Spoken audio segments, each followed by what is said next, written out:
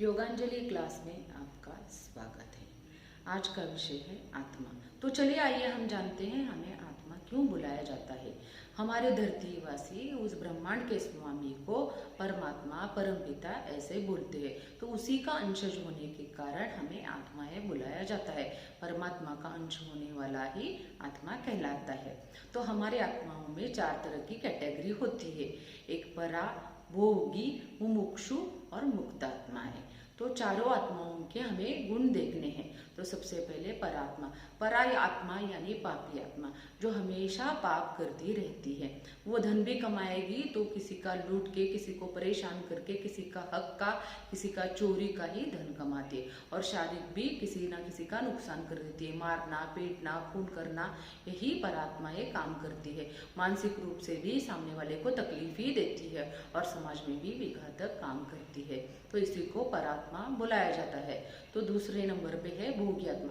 भोगी आत्मा तो पैसे अच्छे तरीके से कमाएगी, लेकिन वो पैसा अपने ऊपर ही खर्चा करेगी।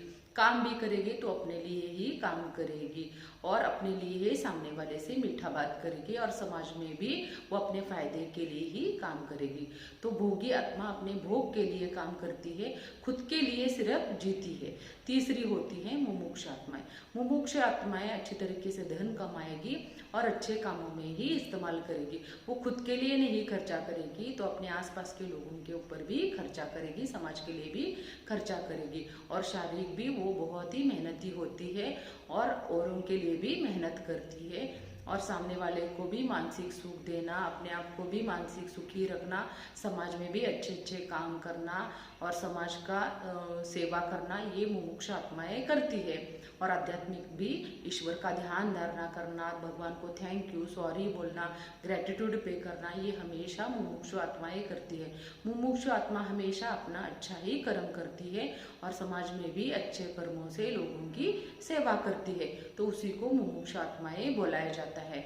लास्ट आता है वो मुक्त आत्माएं। मुक्त आत्मा सब चीजों से मुक्त होती है, ना वो सुख में पड़ती है ना वो दुख में पड़ती है। किसी को वो दुख भी नहीं देती, दर्द नहीं देती है, किसी का छीनती नहीं है और किसी को मानसिक तकलीफ देना, समाज में तकलीफ देना, ऐसे कोई भी काम नहीं करती।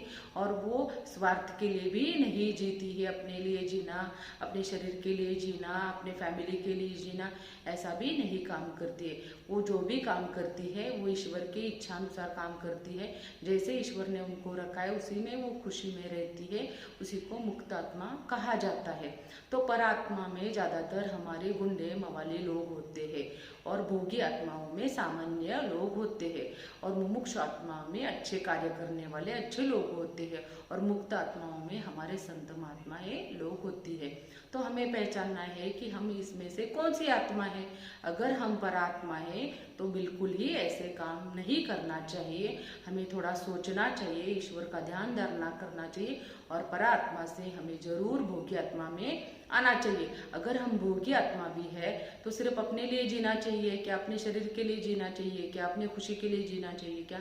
तो बिल्कुल ही नहीं। हमें समाज के लिए भी जीना है और ईश्वरीय कार्य के लिए भी जीना है। तो हमें उस भोगी आत्मा से मुमुक्ष आत्मा में पहुंचना है।